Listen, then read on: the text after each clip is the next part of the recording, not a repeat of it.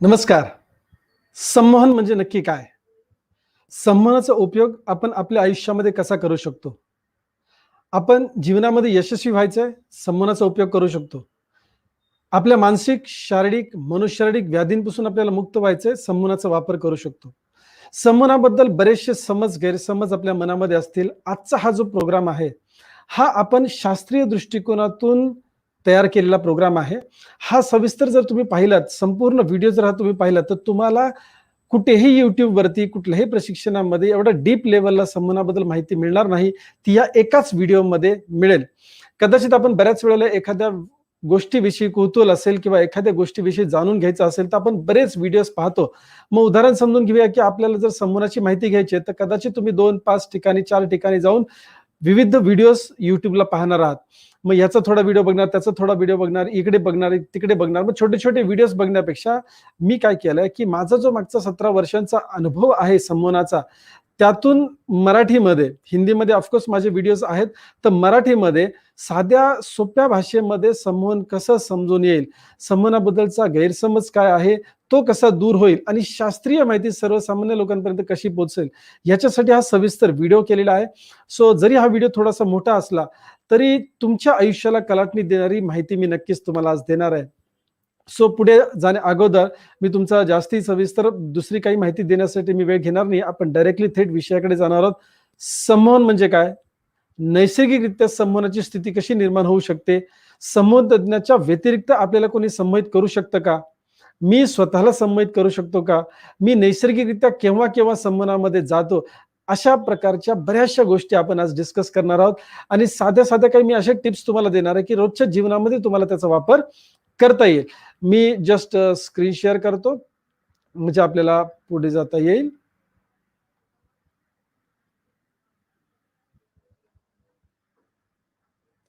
Yes. So basically थोडेसे slides इंग्रजीमध्ये असतील, पण मी सगळं काही मराठी बोलणार आहे. त्यामुळे तुम्हाला चिंता करायची आवश्यकता नाही. Reprogram your subconscious mind when you sleep. तुमच्या अंतर्मनामध्ये जे काही संस्कार आहेत, जर चुकीचे संस्कार असतील, तर त्यांना आपण या परत एकदा संस्कारित करूया म्हणून रिप्रोग्राम म्हटलेलं आहे. आणि हे कधी करता येईल आपल्याला? नैसर्गिक संमोहनाच्या स्थितीमध्ये. म्हणजेच तुम्ही ज्यावेळेला रात्री झोपी जातात त्यावेळेला ही नैसर्गिक स्थिती कशी वापरायची, त्याच्यासाठी आज आपण डिटेलमध्ये सखोल बघणार आहोत, की संमोहन म्हणजे नक्की काय आणि याचा वापर आपल्याला आपल्या जीवनामध्ये कसा करून घ्यायचा. आपला एक व्हिडिओ कोर्स सुद्धा आहे 21 दिवसांचा, ज्याच्या माध्यमातून तुम्ही तुमच्या सबकॉन्शियस माइंड म्हणजे अंतर्मनाचं प्रोग्रामिंग सहज करू शकता, ज्याच्यामुळे तुम्हाला दुसरं काही करावं लागणार नाहीये. सो आपण पुढे जाऊया. थोडीशी माहिती माझ्याबद्दल मी देतो तुम्हाला. मी विवेक रणवरे. गेली 16-17 वर्ष मी ट्रेनिंग, कोचिंग, कन्सल्टन्सीच्या फील्डमध्ये आहे. माझ्या कित्येक ट्रेनिंग प्रोग्राम्समध्ये, कार्यशाळेमध्ये, सेमिनार्समध्ये मी संमोहनाचा प्रामुख्याने वापर केलेला आहे. याचं कारण काय आहे, की ज्यावेळेला मला 16-17 वर्षांपूर्वी ज्यावेळेला संमोहन कळलं, त्यावेळेला ॲक्चुअली मी जे काही डेमॉन्स्ट्रेशन्स बघितले होते स्टेजवरती, ते पाहून मला थोडंसं आश्चर्य वाटलं, की असं कसं काय होऊ शकतं?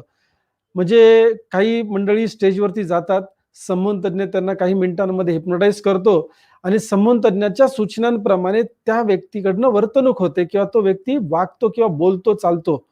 हे कसं काय शक्य होऊ शकतं? म्हणजे कदाचित बघा आता स्टेज हिप्नोसिसच्या शोमध्ये मी ज्या गोष्टी बघितल्या त्याच्यामधनं एंटरटेनमेंट झालं, करमणूक झाली. मग बाकीची मंडळी सुद्धा करमणूक होती, हसले वगैरे, मस्त शिट्ट्या-बिट्ट्या, टाळ्या-बिळ्या सगळं काही झालं आणि शो संपला. पण माझ्या मनामध्ये घर करून अशी एक गोष्ट राहिली, की आश्चर्यकारक आहे. चमत्कारिकरित्या आपण या सगळ्या गोष्टी पाहतोय म्हणजे समोर चमत्कारच बघितल्यासारखं. एखाद्या व्यक्तीच्या मनामध्ये सूचना टाकली जाते संमोहन तज्ञाकडनं, की तुझं नाव तू विसरलेलं आहेस किंवा त्याचं नाव बदली केलं जातं. एखादा आकडा त्याच्या म्हणजे 1, 2, 3, 4, 5, 6 तर 6 आकडा समजा डिलीट मारला. तर त्या व्यक्तीला जागेपणी म्हणजे संमोहनातून बाहेर काढल्यानंतर 6 आकडा रिकॉल करण्यासाठी सांगितलं जातो. तर तो बोलू शकत नाही. 3 अधिक 3 ची बेरीज तो सांगू शकत नाही. 3 गुणिले 2 ची बेरीज सांगू शकत नाही. 4 अधिक 2 किती? 6 असं तो सांगू शकत नाही. कसं काय शक्य आहे? म्हणजे मला कधी-कधी डाऊट पण यायचा, कारण मला शास्त्रीय माहिती नव्हती. कदाचित तुम्ही सुद्धा आत्तापर्यंत सिनेमाच्या माध्यमातून असेल किंवा टीव्ही सीरियल्सच्या माध्यमातून असेल, एखादं पुस्तक वाचलं असेल किंवा सी मालिका ज्या असतात त्याच्यामधनं संमोहनाबद्दल गैरसमज निश्चित असू शकतो. माझा कटाक्षाने आज प्रयत्न असा आहे, प्रयत्न मी म्हणणार नाही की मी ते काम केलेलंच आहे, की तुम्हाला आज शास्त्रीय माहिती देणार आहे. जेणेकरून तुमच्या मनामध्ये असलेले गैरसमज दूर होतील. आणि मला पूर्वी जसं चमत्कार वाटला होता, आश्चर्यकारक वाटलं होतं हे सगळं, त्याच्यानंतर मला उत्सुकता वाटली. मी कुठेतरी असा विचार केला, की या सगळ्या गोष्टींमध्ये जर थोडंफार जरी तथ्य असेल तर? समूहतज्ञ सांगतोय तसं परिवर्तन जर समोरच्या व्यक्तीमध्ये घडतंय आणि हे जर पर्मनंट राहत असेल तर काय? असा एक सकारात्मक विचार मी केला. जसं आपण म्हणतो ना, जीवनाकडे बघण्याचा दृष्टिकोन सकारात्मक असावा, घटनेकडे बघण्याचा दृष्टिकोन सकारात्मक असावा, व्यक्तीकडे बघण्याचा दृष्टिकोन सकारात्मक असावा. मग पाहायला सुरुवात करूया का? मग मी काही पुस्तकं वाचायला सुरुवात केली. मग छोटे-छोटे जे काही कार्यशाळा असतात संमोहनाच्या बाबतीमध्ये त्या मी अटेंड करायला सुरुवात केल्या आणि मला कळालं की फार मोठं शास्त्र आहे. आणि मला जो अगोदर चमत्कार वाटत होता, जिथे मी आश्चर्यकारक होत होतं, की असं होतंय म्हणजे आश्चर्य आहे, चमत्कार आहे. मला शास्त्रीय आधार मिळाला आणि गेली 16-17 वर्ष अजूनही मी शिकतोय. लक्षात घ्या, मी लाखो रुपये स्वतःवरती खर्च केलेत. जे संक्षिप्त मी ज्ञान आज तुमच्यासमोर ठेवणार आहे, याच्यासाठी माझी बऱ्याच वर्षांची तपश्चर्या आहे. जे ज्ञानार्जन मी केलेलं आहे, म्हणजे ज्ञान घेतलेलं आहे, ज्ञान लोकांना दिलेलं आहे, अनुभव घेतलेला आहे. ट्रेनिंग, कोचिंग, कन्सल्टन्सी आणि पर्सनल कोचिंग किंवा थेरपीच्या माध्यमातून जे काही अनुभव आले त्याच्यातून मी आज काही गोष्टी तुमच्यासमोर मांडणार आहे. ऑफकोर्स सगळ्या गोष्टी तर मांडता येणार नाहीयेत, पण येस, तुम्हाला सर्वसामान्य व्यक्तीला ज्याचा संमोहन हा विषय नाहीये, पण मन वापरलं जातंय आणि संमोहन मनाशी निगडीत शास्त्र आहे. तर त्याचा वापर तुम्हाला दैनंदिन जीवनामध्ये करता यावा, अशा प्रकारची माहिती मी तुम्हाला आज देणार आहे. सो कित्येक म्हणजे शेकडो केसेस माझ्या समोरून गेलेल्या आहेत. हजारो लोकांना मी ट्रेन केलेलं आहे याच्या माध्यमातून. सो मी पॅशनेट आहे संमोहन सब्जेक्टशी. तर आपण माझ्याविषयी न बोलता पुढे जाऊया आणि टेक्निकल माहिती समजून घ्या संमोहनाच्या विषयी. नाव, आता लक्षात घ्या, आजच्या या सेशनमध्ये तुम्ही नक्की काय पाहणार आहात? तुमच्या इंटरेस्टचा सब्जेक्ट कोणता आहे किंवा तुम्हाला काय समजून घ्यायचं आज शिकायला काय मिळेल तुम्हाला? अंतर्मनाचे काही गुपित आहेत ते तुम्हाला समजून घेता येतील आज.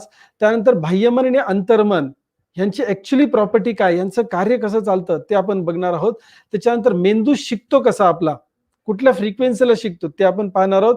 आणि बघा, व्यक्तिमत्व विकास असेल किंवा शारीरिक, मानसिक, मनोशारीरिक व्याधी किंवा आरोग्याविषयी असेल, त्यानंतर व्यक्तिमत्वाचा विकास असेल, वैयक्तिक जीवन असेल, व्यावसायिक जीवन असेल, आध्यात्मिक जीवन असेल, सामाजिक वगैरे, भावनिक असेल, ह्या सगळ्या गोष्टींचा उगम कुठे आहे तर तो मनामध्ये आहे. मग मन जर आपण सगळ्या ठिकाणी वापरतो, सामाजिक, आर्थिक, व्यक्तिगत, व्यावहारिक, सगळीकडे आपण मन वापरतो. मग मनाची थेअरी काय आहे ती आपण समजून घेणार आहोत आज, जेणेकरून आतापर्यंत जे काही तुम्ही मन वापरताय ते चांगल्या कार्यक्षमतेने कसं वापरता येईल ते आपण बघूया. त्याच्यानंतर आपल्या मधल्या ज्या नकारात्मक गोष्टी आहेत, नकारात्मक विचार आहेत, नकारात्मक भावना आहेत, ह्या कशा काढायच्या ते बघूया. आणि काही प्रश्न जी मंडळी विचारतात त्याच्याबद्दल सुद्धा आपण बोलूया. राईट नाव, ह्या शास्त्राची गरज का आहे आपल्याला ते समजून घ्या. म्हणजे का मी संमोहनाबद्दल माहिती करून घ्यायची? कारण आपल्याला मानसिक किंवा मनोशारीरिक व्याधी तर नाही ना, हे तपासून बघणं गरजेचं आहे. आणि जर असतील तर संमोहन शास्त्राची आपल्याला नितांत गरज आहे. जर नसतील तर यशस्वी होण्यासाठी तुम्ही संमोहनाचा वापर करू शकता. म्हणजे एनी हाऊ, वेलबिईंग मध्ये और नॉट वेलबिईंग मध्ये आपल्याला संमोहन वापरता येऊ शकतं. सो सायकोलॉजिकल जर काही डिसऑर्डर असेल, ज्याला आपण मेंटल डिसऑर्डर म्हणतो, ह्याची लक्षणं काय आहेत? का मी तुम्हाला सांगतोय? कारण बऱ्याच वेळा लोकांना वाटतं की म्हणजे कित्येक केसेस आमच्याकडे अशा येतात की सुरुवातीला येत नाही, फार बिघडल्यानंतर येतात. म्हणजे मनोकायिक झाल्यानंतर सायकॅट्रिक ट्रीटमेंटची आवश्यकता असते. अशा वेळेला लोक म्हणजे, आणि मानसिक आजार काय असतो माहिती का, लोक दाबून ठेवतात. त्यांना असं वाटतं सायकोलॉजिस्टकडे कसं जायचं, संमोहन तज्ञाकडे कसं जायचं, आपण काय वेडे झालो का? मला म्हणायचं, संमोहन तज्ञाकडे तुम्हाला वेड लागू नये म्हणून अगोदरच जायचं असतं. बघा, शरीराला कणकणी आली, काही जरा डिस्कम्फर्ट वाटलं की आपण लगेच डॉक्टरकडे जातो ना. मग मनाचं दाबून का ठरायचं? मनामधले आजार किंवा व्याधी दाबून का ठेवायचे? आणि बऱ्याच वेळा माणूस सहन करत राहतो. राईट, सांगता येत असतं पण सांगत नाही.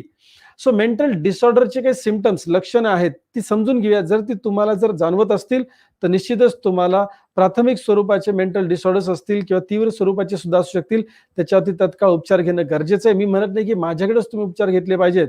माझ्याकडे ऑनलाईनचा कोर्स आणि ऑनलाईनची 21 दिवसाची मास्टरी सुद्धा आहे, जे ऐकून सुद्धा तुम्ही तुमच्या प्रॉब्लेम्स मध्ये बाहेर पडू शकता. पण मला असं म्हणायचं आहे की कुठल्याही संमोहन तज्ञाकडनं किंवा NLP प्रॅक्टिस करणं तुम्ही तुमच्या उपचार करून घेतला पाहिजे. हा मानसिक उपचार आहे बेसिकली. सो सहन करू नका, मला असं म्हणायचंय. काय सहन नाही करायचंय? बघा, मेंटल डिसऑर्डरची लक्षणं कोणती आहेत? सतत दुःखी राहण्याचा स्वभाव झालेला असतो. सतत दुःखी राहण्याचा स्वभाव, काय मूड डाऊन असतो, गोंधळलेली मनस्थिती असते, मनाची एकाग्रता एका गोष्टीवरती होत नाही. मी नुसता अभ्यास म्हणत नाही, कुठल्याही गोष्टीमध्ये मन एकाग्र होत नाही. सतत कसली ना कसली तरी भीती असते, चिंता असते, सतत चिंता चिंता चिंता चिंता असते, कुठेतरी अपराधीपणाची भावना असते. मूड स्वभावातला नाही, मूड चेंज होत राहतो, नेहमी हाय लो वरती असतो. तणावात्मक परिस्थितीमध्ये आपण नेहमी राहतो किंवा राहायला बरं वाटतं, मी असं म्हणेन. त्यानंतर मित्रमंडळीमध्ये किंवा लोकांमध्ये मिसळून मिसळून राहायला नको वाटतं. अगोदर बरं वाटायचं, पण आता नको वाटतंय. लोकच नको वाटतात, जवळ नको वाटतात, एकटं एकटं राहावंसं वाटतंय. थकवा जाणवतो. थोडं काही केलं तरी, काम केलं, काही नाही केलं तरी थकवा जाणवतो. एनर्जी लेव्हल, ऊर्जा खाली गेलेली जाणवते. खानपानची जे काही सवय आहेत आपल्या, है ना, जो आहार आपण घेतो त्याच्यामध्ये बदलाव बरेचसा झालेला असतो. त्याच्यामधल्या सवयीमध्ये परिणाम झालेला असतो. झोपेचा परिणाम असतो. श्वासोच्छवासाचा परिणाम सुद्धा असू शकतो. सो ह्या ज्या गोष्टी आहेत ना, ह्या मानसिक विकृतीच्या गोष्टी आहेत. ही लक्षणं जी आहेत ना, थोड्या प्रमाणामध्ये असतील, गुड न्यूज आहे. तुम्ही म्हणाल मला फार असं काही जाणवलं नाही, थोडं-थोडं कधी-कधी जाणवतंय. जाणवतंय ना, तर ही सुरुवात असेल कदाचित ह्याला अंगावर काढणे, असं म्हणतो की ना आपण, जसं शारीरिक व्याधी असेल तर अंगावर काढू नये असं पण म्हणतो. तसं मानसिक विकृती होण्या अगोदर, मानसिक समस्या असताना, थोड्या असतानाच आपण याच्यावरती उपचार केला पाहिजे. काउन्सिलरला जाऊन भेटलं पाहिजे किंवा मानसोपचार तज्ञाकडे जाण्या अगोदर समूह तज्ञाला भेटलं पाहिजे, जेणेकरून आपल्याला गोळ्यांची सवय लागणार नाही. कारण एकदा जर मनोविकार तज्ञाकडे तुम्ही गेलात तर त्या गोळ्या आयुष्यभरासाठी घ्याव्या लागतात. सो थोडी कुणकुण जर लागत असेल आपल्याला, ह्या ज्या गोष्टी मी आता बोललोय, त्या जर कुठे तुम्हाला जाणवत असेल, स्वतःमध्ये आहेत किंवा तुमच्या कुटुंबियांमध्ये आहेत, तर निश्चित उपचार घ्यायला पाहिजेत. आता हे झालं मानसिक विकार म्हणून आपण. आता मनोकायिक विकार जे आहेत, ज्याला सायकोसोमॅटिक डिसऑर्डर म्हटलं जातं. जर आपण मानसिक आजारांना वेळीच जर उपचार नाही केला, तर ते स्प्रिंग ऍक्शन सारखं काम करतं. जेवढं दाबून दाबून धरणार आणि ज्यावेळेला सुटणार, त्यावेळेला ते बाउन्स करतं आणि ह्याचे सायकोसोमॅटिक आजार म्हणजे मनोकायिक आजार होतात, डिसऑर्डर्स होतात. जसं की बघा, विनाकारण पोट दुखणे, डोकं दुखणे, छातीमध्ये दुखणे, थकवा येणे, आहे ना, जॉईंट्स वगैरे दुखणे, उगाच हातापायाला मुंग्या येणे, छाती धडधड करणे, पाठ, पोट हे सगळं दुखणे नाही, श्वासोच्छवास घेताना परिणाम होणे, म्हणजे काही कारण नाहीये, पण हे दुखणी मागे लागलेली असतात.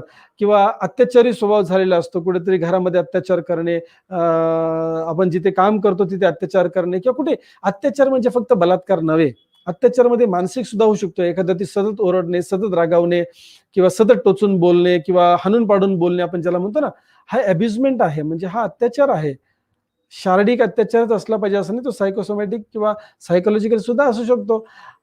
खूप राग होतोय आपल्याकडनं, तणावाची परिस्थिती आहे, सतत चिंताग्रस्त असतो आपण किंवा निराशा असते, सुसायडल विचार कधी कधी येत असतात, मधून सारखं ना आत्महत्याचे विचार येणं, अति दुःख झालेलं आहे, राईट, गिल्ट म्हणजे अपराधपणाची भावना आहे, तणाव आहे, एखादा आघात झालाय मानसिक, तर हे मनोकायिक होण्याचा चान्स जास्त आहे किंवा कदाचित मनोकायिक ऑलरेडी झालेला असणार आहे.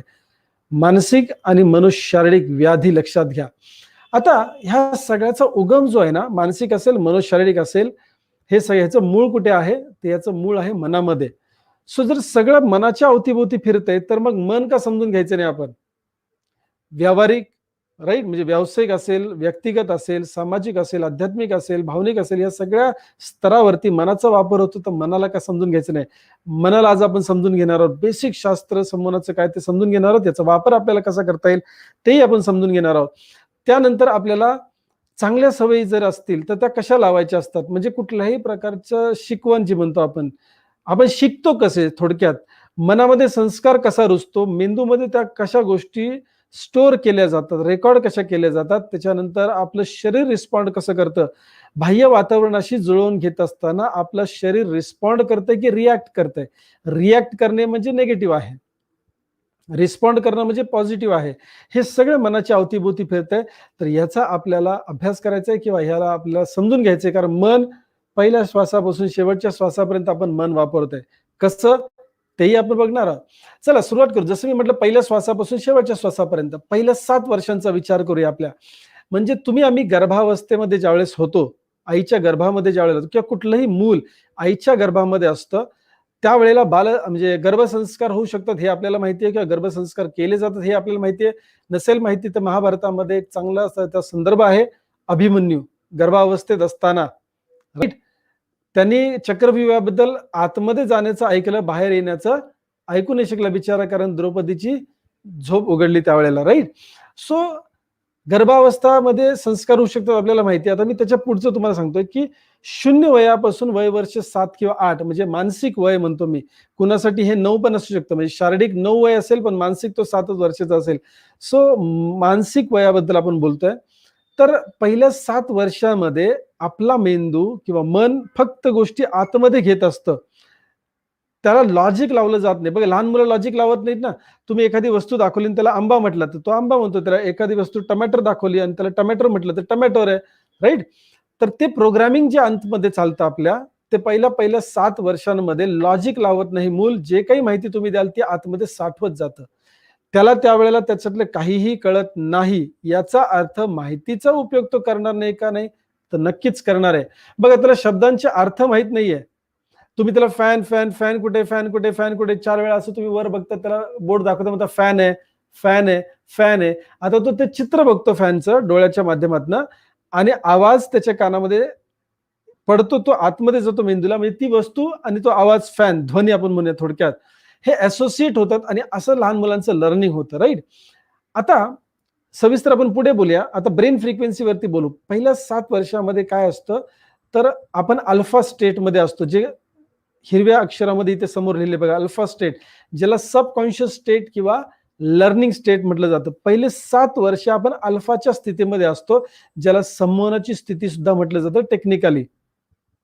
तो लॉजिक लागत नाही, लावत नाही. आता मी मागे तुम्हाला एक अनुभव सांगितला सुरुवातीला, की मी ज्यावेळेला स्टेज हिप्नॉसिसचे शो बघितले, त्यावेळेला त्या व्यक्तीला संमोहनामध्ये घेऊन गेल्यानंतर हिप्नॉटिस्ट कारलं देतो, काकडी आहे असं सांगतो, तर त्याला काकडीची चव लागते. म्हणजे खाताना कारलं खातोय, पण सूचना आतमध्ये दिली, की ही काकडी येते, त्याला काकडीची चव लागते. कांदा दिला, तर तो कांदा खातो, पण सूचना अशी दिलेली असते, की ते सफरचंद आहे. तर ॲक्चुअली फिजिकली खाताना तो कांदा खातोय, पण मेंदूला सूचना काय गेली संमोहनाच्या माध्यमातून, की हा सफरचंद आहे. तर तो चव ॲक्चुअली त्याला सफरचंदाची लागते. आता आपलं माइंड प्रोग्रामिंग जे होतंय ते कुठल्या स्टेटमध्ये होतंय? अल्फा स्टेटमध्ये होतंय. बरोबर आहे? सो अल्फा स्टेट ही एक जागरूक अवस्था सुद्धा नाहीये आणि झोपेची अवस्था सुद्धा नाहीये. परत एकदा मी रिपीट करतोय. संमोहनामध्ये एखादी व्यक्ती गेली म्हणजे ती झोपेत जाते का? नाही. नैसर्गिक झोप म्हणजे थीटा, जे समोर तुम्ही स्लाइडवर बघताय. थीटा म्हणजे नैसर्गिक झोप आहे. अल्फा म्हणजे अर्धवट झोपेची तंद्री अवस्था तुम्ही म्हणू शकता. बीटा म्हणजे जागरूक अवस्था. आता बघा, सकाळी डोळे उघडल्यापासून रात्री झोपण्यासाठी डोळे बंद करेपर्यंत जी अवस्था असते त्याला बीटा अवस्था म्हणतात किंवा जागरूक अवस्था म्हणतात. ह्या अवस्थेमध्ये मेंदू एका विशिष्ट फ्रिक्वेन्सीमध्ये काम करत असतो. पंचेंद्रियाच्या माध्यमातून दिवसभरामध्ये बऱ्याच संवेदना मेंदूपर्यंत पोहोचतात, त्यामुळे त्याची ऍक्टिव्हिटी जास्त असते. म्हणून फ्रिक्वेन्सी हायर लेवलला असतात. ह्याला म्हटलं जातं बीटा फ्रिक्वेन्सीज किंवा बीटा स्टेट म्हणू शकतो आपण. 12 ते 40 सायकल पर सेकंड अशी याची फ्रिक्वेन्सी असते. मेंदूबद्दल बोलतोय आपण. त्यानंतर संध्याकाळी तुम्ही झोपण्यासाठी जेव्हा डोळे बंद करता, त्यावेळेला बरेच इंद्रियांचं काम संपलेलं असतं. आपण सगळी इंद्रिय झाकून घेतलेत असं म्हणूया थोडक्यात. जसा तो कासव असतो ना, जे आपली इंद्रिय आतमध्ये घेतो, लिम्स आपले आतमध्ये घेतो, हात-पाय सगळे, पाय म्हणून आपण सगळे आत घेतो. तसं आपण ज्यावेळेला डोळे बंद करतो, तेव्हा आपल्या आपल्या बाकीच्या इंद्रियांचं काम कमी होतं, म्हणजे मेंदूला काम कमी असतं. त्यावेळेला तो अल्फा स्टेटमध्ये ऑपरेट करतो मेंदू. आणि ज्या वेळेला तुम्ही किंवा मी कोणी झोपेच्या स्थितीमध्ये जातो, त्यावेळेला अधिक रिलॅक्स होतो मेंदू. त्याला थीटा अवस्था असते असं म्हणतो आपण. 4 ते 7 सायकल पर सेकंड. म्हणजे ह्या मेंदूच्या अवस्था आपण सांगतो, लक्षात घ्या. बीटा म्हणजे जागरूक अवस्था, अल्फा म्हणजे अर्धवट झोपेची अवस्था, म्हणजे संधी प्रकाश असतो बघा, तुम्हाला माहित असेल, सूर्य मावळला ना, राईट? आपण दररोज आज संध्याकाळी तुम्ही बघा किंवा ज्या वेळेला तुम्हाला बघता येईल हा व्हिडिओ तुम्ही त्यावेळेस सूर्य मावळत असताना सूर्य आपल्याला दिसतोय. आपण सूर्यास्त पाहतोय आणि पाहता पाहता तो खाली गेला. पण अंधार झालेला नाहीये. आता म्हणजे आता ह्या मोसममध्ये मी हा व्हिडिओ ज्या वेळेला रेकॉर्ड करतो त्यावेळेला 6:45-7 वाजेपर्यंत सुद्धा उजेड असतो. पण सूर्य डुबलेला आहे, खाली गेलेला आहे. संधी प्रकाश ज्याला आपण म्हणतो. ही अल्फाची स्थिती तशी असते. जागरूक अवस्था पण नाहीये आणि झोपेची अवस्था पण नाहीये. ज्याला आपण संमोहनाची अवस्था, तंद्रीची अवस्था किंवा लर्निंग स्टेट, सबकॉन्शियस स्टेट किंवा अल्फा स्टेट असं म्हणतो. थीटा अवस्था दररोज आपल्याला इथेच झोप लागली म्हणतो ना आपण, तिथून पुढची अवस्था सकाळी उठेपर्यंत थीटा अवस्था असते. आता डेल्टा अवस्था म्हणजे काय? तर मेंदू ज्या वेळेला म्हणजे आपलं मन निर्विकार किंवा निर्विचार म्हणू आपण, निर्विचार होतं. त्यावेळेला शून्य विचार असतात. म्हणजे झिरो थॉट स्टेट ही आहे समाधीसारखी अवस्था किंवा समाधीची अवस्था, थॉटलेस स्टेट जी डेल्टा आहे. आपण डेल्टा बद्दल आता जास्ती बोलूया नको, कारण डेल्टा स्टेट थोर महात्म्यांसाठी आहे. आपण ज्या वेळेला थोर होऊ किंवा आपली आध्यात्मिक उन्नती होईल त्यावेळेला डेल्टाचा विषय आपला असतो. पण आता सध्या आपण तो विषय सोडून देऊ. सकाळी डोळे उघडल्यापासून रात्री झोपेसाठी डोळे बंद करेपर्यंत आपण कुठल्या स्टेटमध्ये आहोत? बीटा स्टेटमध्ये आहोत, म्हणजे झोपेच्या अगोदर. बीटा स्टेट जागरूक अवस्था. अल्फा स्टेट म्हणजे अर्धजागृत अवस्था, जी 10 ते 20 मिनिटं दरम्यान, काही लोकांना थोडी असेल, काही लोकांना जास्ती पण असू शकते. सो अल्फा स्टेट ही फक्त आपल्याला 10 ते 20 मिनिटाच्या दरम्यान येत असते दररोज. आणि थीटा अवस्थामध्ये तुम्ही जेवढं झोपता तेवढे ती थीटा अवस्था असते. आता हे मी का सांगितलं लक्षात घ्या, पहिली 7 वर्ष आपण अल्फा स्टेटमध्ये असतो, म्हणजे त्याला संमोनाची स्थिती म्हटलं जातं. लहान मूल जसं प्रत्येक माहिती आतमध्ये साठवत जातं, त्याला कळेल नो गॅरंटी.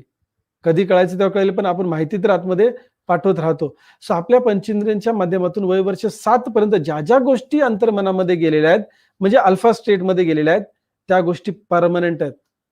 आपल्या उभ्या आयुष्यामध्ये 95% संस्कार हे पहिल्या 7-8 वर्षामध्ये झालेले असतात आणि त्याचा उपयोग आपण आयुष्यभर करत असतो, आयुष्यभर करत असतो, आयुष्यभर करत असतो. लक्षात घ्या.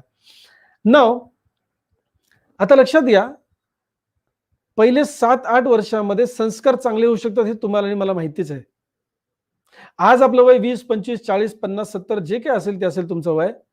आता ती बाल्य अवस्था आपण आता आणू शकतो का? संस्कार बघा त्यावेळेला लॉजिक लावत नाही ना, बाळ सगळे संस्कार आतमध्ये घेतं. अशी जर अवस्था आपल्याला निर्माण करता आली तर परमेश्वराच्या कृपेने ती अवस्था दररोज तुम्हाला, दररोज तुम्हाला भेटतेच. झोपी जाताना त्याला म्हणतो आपण अल्फा स्टेट, ही लर्निंग स्टेट आहे. माझे जे गुरु आहेत, बरेच गुरुज आहेत, त्याच्यामधले एक गुरु आहेत डॉक्टर ब्रुस लिप्टन, ज्यांनी 40-42 वर्षे या अल्फा स्टेटवर काम केलंय. याला ते हनीमून स्टेट सुद्धा म्हणतात, कारण ही झोपेची तंद्री जी अवस्था आहे, झोप नाही, झोपेची तंद्री अवस्था जी आहे ना, ही तुमच्या माझ्या जीवनामध्ये परिवर्तन घडवू शकते. हीच ती संमोनाची अवस्था आहे, अल्फा अवस्था आहे. पुढे बघूया, मनाच्या थेरीच्या माध्यमातून अजून हे तुम्हाला क्लिअर होईल. आता बघा, अल्फा स्टेट म्हणजे काय हे तुम्हाला कळलं. दररोज तुम्ही संमोनामध्ये जाता. बघा, मी अगोदर जर तुम्हाला असा प्रश्न विचारला असता की तुमच्यापैकी किती मंडळी हिप्नोटाइज झालेली आहेत, किती मंडळी संमोनाच्या स्थितीमध्ये या अगोदर गेलेत, किंवा किती मंडळींनी संमोनाचा अनुभव घेतलाय, तर एकाने पण हात कदाचित वर केला नसता किंवा होकार दिला नसता. तुम्ही चॅटमध्ये लिहू शकता कदाचित. पण आता तुम्ही म्हणाल जरूर, आम्ही तर रोज संध्याकाळी म्हणजे झोपी गेल्यानंतर किंवा झोपी जाण्याच्या दरम्यान आम्ही संमोनामध्ये जातो. That is what is alpha state. मी आज शास्त्रीय माहिती देतोय. 15-15 हजाराच्या कोर्समध्ये सुद्धा ह्या डीप लेवलला सांगितलं जात नाही, पण आज मी ही माहिती तुमच्यापर्यंत पोहोचवतोय. आता लक्षात घ्या, समजून घ्या, माइंड थेरी आपल्याला काय सांगते, राईट? माइंड थेरी म्हणते की वय वर्ष 7-8च्या दरम्यान ज्या वेळेला आपलं लॉजिक डेव्हलप होतं. म्हणजे नक्की काय डेव्हलप होतं बघा. पहिले 7 वर्ष म्हणजे 7-8 जे काही असेल ते, मन जे आहे आपलं, राईट, आपलं ऍज अ होल जे मन आहे ना, याच्यामध्ये कुठल्याही प्रकारचं डिव्हिजन नसतो, विभागणी नसते. पहिले 7 वर्ष इट इज ऑल सबकॉन्शियस किंवा अनकॉन्शियस पण तुम्ही थोडंसं म्हणू शकता. अनकॉन्शियस नको, सबकॉन्शियसच म्हणूया आपण. वय वर्ष 7-8ला प्रकृतीने किंवा निसर्गाने म्हणा, परमेश्वराने एक अशी आपल्याला टेक्निक दिली म्हणा, किंवा अशी अवस्था दिली की 8 वर्षाच्या पुढे व्यक्ती गेला की एक अंतर्मन आणि बाह्य मनामध्ये एक पडदा निर्माण होऊन जातो. म्हणजे मनाची विभागणी होते. जसं आपल्याकडे वारसी हक्काने बघा, छोटा भाऊ मोठा भाऊ, 2 भाऊच कन्सिडर करतोय मी. छोटा भाऊ आणि मोठा भाऊ वेगळे होतात.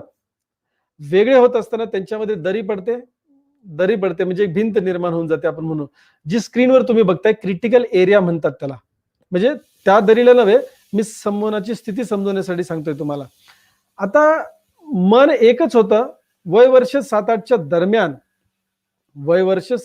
दरम्यान ते मन विभागलं जातं. एक जाणीवेचं मन आहे, कॉन्शियस माइंड, आणि एक अजाणतेचं मन किंवा सबकॉन्शियस माइंड, ज्याला अंतर्मन आपण म्हणतोय, असं डिवाइड होतं. आणि आपण दररोज सकाळी जी गाळणी वापरतो ना चहा गाळण्यासाठी, त्या गाळणीसारखं हे क्रिटिकल एरिया किंवा फिल्टर आहे किंवा हा पडदा आहे. आता मी याला गमतीनं असं म्हणतो समजण्यासाठी, कॉन्शियस माइंड बाह्य मन म्हणजे छोटा भाऊ, मोठा भाऊ म्हणजे सबकॉन्शियस माइंड अंतर्मन. का तर कॉन्शियस माइंड मध्ये म्हणजे बाह्य मनामध्ये कॅपॅसिटी पॉवर कमी आहे, फक्त 10 ते 12% आहे. आणि सबकॉन्शियस माइंडची पॉवर जास्त आहे, 88 ते 90%.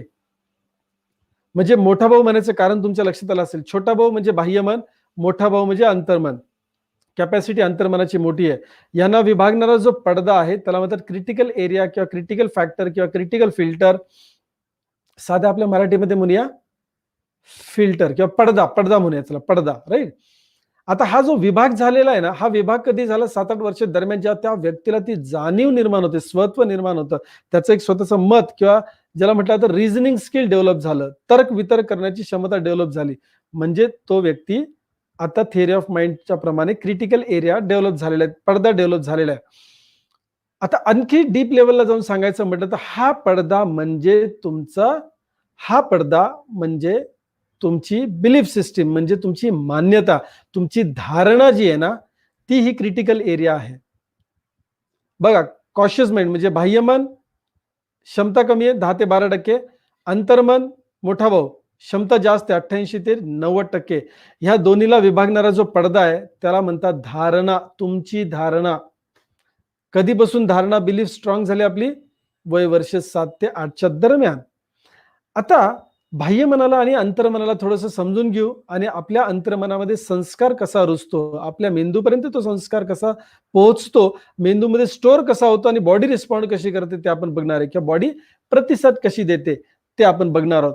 आता कॉन्शियस आणि सबकॉन्शियस माइंडची प्रॉपर्टी काय आहे, म्हणजेच की फंक्शन्स कसे होतात, काय त्यांच्याविषयी जाणून घ्या थोडंसं. कॉन्शियस माइंड म्हणजे बाह्यमन, इच्छाशक्ती आहे, निर्णायक क्षमता आहे, तर्क वितर्क करण्याची कॅपॅसिटी आहे, चांगलं काय वाईट काय, का, कधी, कुठे, कसं, हेच का तेच का, एवढंच का तेवढंच का, इथूनच का तिथूनच का नको, हे जे रिझनिंग स्किल आहे ना, ते स्किल कुणाचं काम आहे? छोटा भाऊ, बाह्यमन. शॉर्ट टर्म मेमरी आहे, राईट. हा प्लॅनिंग करू शकतो, हा निर्णय घेऊ शकतो आणि प्लॅनिंग करू शकतो, कार्यविघ्न करू शकत नाही, ज्याला आपण एक्झिक्युशन म्हणतो, तडीला नेऊ शकत नाही. बाह्यमनाची ती मर्यादा आहे. कॅपॅसिटी 10 ते 12%. निर्णय घेऊ शकतो, प्लॅनिंग नियोजन पण करू शकतो, पण कार्यविघ्न एखादी गोष्ट तो करू शकत नाही, ती त्याच्या कक्षेमध्ये येत नाही. रिअल आणि अनरिअल, ज्याला आपण म्हणतो काल्पनिक आणि वास्तव मधला फरक बाह्यमनाला कळतो. वेळेचं बंधन बाह्यमनाला असतं, भूतकाळ, वर्तमान काळ, भविष्यकाळ यातला फरक त्याला कळतो. काल्पनिक आणि वास्तव, पॉझिटिव्ह काय निगेटिव्ह काय याच्यातला फरक कळतो कुणाला? बाह्यमनाला. आता याच्या उलट बघूया आपण. उलट म्हणजे सबकॉन्शियस माइंड किंवा अंतर्मनाची ख्याती किंवा प्रॉपर्टी काय आहे? ते इमॅजिनेशन मध्ये राहतं, सवयीचा गुलाम आहे अंतर्मन. इकडे लॉजिक आहे, इकडे इमोशन्स आहेत. बिलीफ सिस्टम तुमची सबकॉन्शियस माइंड मधनं डेव्हलप होते. याला पॉझिटिव्ह निगेटिव्ह काही कळत नाही, पण क्षमता जबरदस्त आहे. तर्क वितर्क करता येत नाही, भूतकाळ, भविष्यकाळ, वर्तमान काळ याच्यातला फरक कळत नाही, कल्पना आणि वास्तव मधला फरक कळत नाही अंतर्मनाला. बाह्यमनाला तो कळतो. लॉंग टर्म मेमरी आहे, राईट. आपल्या जेवढ्या काही ऑटोमॅटिक गोष्टी घडतात शरीरामधल्या, या तुमच्या माध्यमातून ज्या काही ऑटोमॅटिक गोष्टी घडतात त्या सगळ्या सबकॉन्शियस माइंड मधून घडतात. तुम्ही जाणीवेमधून ज्या काही गोष्टी करता, म्हणजे जागरूक अवस्थेमध्ये जाणीवेतून ज्या गोष्टी करता, ते बाह्यमनातून होत असतं. तुमच्या 24 तासामधल्या, म्हणजे दिवसभराच्या किंवा एका दिवसाच्या 24 तासामध्ये तुम्ही 95% जे काही काम करता, जे काही कार्य करता, हे ऑटोमॅटिक होतं. आणि हे सगळं जे ऑटोमॅटिक होणारं काम आहे, अगदी मी आता जो हात असा फिरवतो ना, ऑटोमॅटिक होणारं जे काम आहे, हे आता मला तुम्हाला एक्सप्लेन करताना माझं हाताकडे लक्ष पण नाहीये, पण तो हात असाच जातो, कारण तो सवयीने घडलेला आहे, तो सवयीचा परिणाम आहे. गेटिंग माय पॉइंट? ओके. सो ऑटोमॅटिक जेवढ्या पण गोष्टी होत आहेत तुमच्या शरीरामध्ये, मग ते सलाइवा सिक्रेशन असू देत, रिप्रोडक्टिव्ह सिस्टीम असू दे, डायजेस्टिव्ह सिस्टीम, पचन संस्था, सगळ्या सिस्टीम्स, आपले सगळे ऑर्गन्स ऑटोमॅटिक जे काही काम करतात, हे सबकॉन्शियस माइंड मधून कंट्रोल होतं. वाव, आज पहिल्यांदा कदाचित डीप लेवलला आपण बाह्यमन आणि अंतर्मन समजून घेतलेलं आहे. आता बघूया संमोहन म्हणजे काय. संमोहन म्हणजे काय? एकदम सिंपल. मी तुम्हाला डेफिनेशन म्हणजे काय म्हणतात त्याला, व्याख्या वगैरे त्याच्यामध्ये अडकवणार नाहीये. साध्या भाषेत आपण समजून घ्या की संमोहन म्हणजे काय. कारण हे जर तुम्हाला शास्त्रीय दृष्टिकोनातून समजलं, तुम्ही आज हा व्हिडिओ पाहिल्या संमोहनाचा वापर करायला सुरू करू शकता आणि तुमच्या जीवनामध्ये असा बदल, कसा? असा बदल तुमच्या जीवनामध्ये संमोहनाच्या माध्यमातून असा बदल तुम्ही सहज करू शकता. आता बघा, हा छोटा भाऊ आणि मोठा भाऊ म्हणजे अंतर्मन आणि बाह्यमन आपण जे आता बघत होतो, त्याला थोडंसं सविस्तर असं बघणार आहोत की तुमच्या माझ्या पंचेंद्रियांच्या माध्यमातून, तुमच्या माझ्या पंचेंद्रियांच्या माध्यमातून ज्या काही संवेदना आतमध्ये येतात, म्हणजे नक्की कुठे येतात तो? म्हणजे हाताने एका गोष्टीला आपण स्पर्श केला, तर तो जो स्पर्श होतोय त्याची जी संवेदना आहे ती कुठे पोहोचते? किंवा एखाद्या गोष्टी, एखादं फळ आहे, त्याचा आपण सुगंध घेतला, हा सुगंध, ही संवेदना कुठे जाते? किंवा तुम्ही एखाद्या नेत्रांच्या आधारे म्हणजे डोळ्यांच्या आधारे तुम्ही एखादी गोष्ट बघितलेली गोष्ट नक्की स्टोअर कुठे होते, त्याचं प्रोसेसिंग कुठे होतं? म्हणजेच काय, ऐकलेल्या गोष्टी, पाहिलेल्या गोष्टी, स्पर्श केलेल्या गोष्टी, सुगंध म्हणजे गंध घेतलेल्या गोष्टी आणि जिभेच्या द्वारे चव घेतलेली, ही जी 5 इंद्रिय आहेत, यांच्या माध्यमातून आलेली जी संवेदना आहे ती जाते कुठे? मेंदूपर्यंत जाते, तुम्हाला माहिती आहे, करेक्ट. पण मेंदूकडे जाण्या अगोदर त्याला कुठून कुठून जावं लागतं, आपण ते थोडक्यात बघ. हे सगळं एका सेकंदाच्या 1000व्या हिस्सामध्ये सुद्धा होत असेल, एवढं फास्ट होत असेल. आज आपण जरा सविस्तर जाणून घेतोय. आता समजून घ्या, तुमची जी काही पंचेंद्रिय आहेत, त्या इंद्रियांच्या माध्यमातून जी काही संवेदना येते, ती पहिली संवेदना कुठे जाते? तर बाह्य मनाकडे जाते. डायरेक्ट ती बॉडीकडे किंवा ब्रेनकडे जात नाही. ती कुठे जाते? 5 इंद्रियांच्या माध्यमातून सूचना बाह्य मनामध्ये जाते. बाह्य मन तर्क वितर्क करू शकतो, त्याला काळाचा फरक कळतो. रियालिटी आणि इमॅजिनेशन म्हणजेच काय, वास्तव आणि कल्पनेमधला फरक कळतो. मग तो आपण म्हणू शकतो तो डोकं चालवत असं, लॉजिकल माइंड म्हणायला हरकत नाही, राईट. रिझनिंग स्किल आहे. सो बाह्य मन रिझनिंग स्किल किंवा लॉजिक लावतं, त्यामुळे ते ठरवतं की एखाद्या सूचना म्हणजे संबोधनात आम्ही संवेदनाला सूचना म्हणतो, सजेशन म्हणतो. तर ती सूचना अंतर्मनामध्ये पाठवायची की नाही पाठवायची, पहिलं कोण ठरवतं? Cautious mind, right. आता ही सूचना जर अंतर्मनामध्ये एकदा गेली की सेकंदाच्या कित्येक हजारव्या भागामध्ये लगेच ती कुठे जाते? मेंदूकडे जाते. सबकॉन्शियस माइंड म्हणजे तुमचं अंतर्मन सूचना राखून ठेवत नाही, तुमच्या जवळ ठेवत नाही, ती लगेच कुठे पाठवतं? मेंदूकडे पाठवतं. आणि मेंदूकडे आलेली सूचना तत्काळ बॉडीच्या माध्यमातून व्यक्त होते. येस, व्यक्त होते. ओके. सो लक्षात घ्या, बॉडीने जो काही रिस्पॉन्ड करायचा आहे, समजा एखाद्या व्यक्तीला वजन कमी करायचं आहे, पण ते होत नाही ना, किती व्यायाम केला, काही केलं, शरीर साथ देत नाही आणि हे होतं तसं होतं. बघा, वेट लॉसचं महत्व त्याला सगळं माहिती आहे, म्हणजे लॉजिकली बाह्य मनातून सगळं माहिती आहे. मग तो व्यायाम करायचा आहे, ते आहारावरती नियंत्रण ठेवायचं आहे, बऱ्याच गोष्टींचं पथ्य पाळायचं आहे, कळतंय पण वळत नाही अशी स्थिती होते. शरीर कळत नकळत, बघा एखादा व्यक्ती व्यसनी असेल तर कळत नकळत तो व्यसन करतो, त्याला कळतच नाही की का व्यसन करतोय, पण होऊन जातं त्याच्याकडनं. का होऊन जातं लक्षात घ्या, त्याला माहिती दारू सोडली पाहिजे, सिगरेट सोडली पाहिजे किंवा वाईट व्यसनात मुक्त व्हायला पाहिजे. कुठे कळतं? बाह्य मन म्हणजेच छोट्या भावाकडे कळतं, पण वळत नाही. का वळत नाही? कारण ती सूचना अंतर्मनामध्ये जात नाही. का जात नाही? कारण मध्ये जो फिल्टर आहे ना, क्रिटिकल एरिया, फिल्टर, फॅक्टर, पडदा, हा पडदा म्हणजे तुमची धारणा आहे, बिलीफ, मान्यता आहे. मग या मान्यतेमधून जर सूचना आतमध्ये गेली, कुठे गेली? अंतर्मनामध्ये, तर प्रॉब्लेम नाहीये.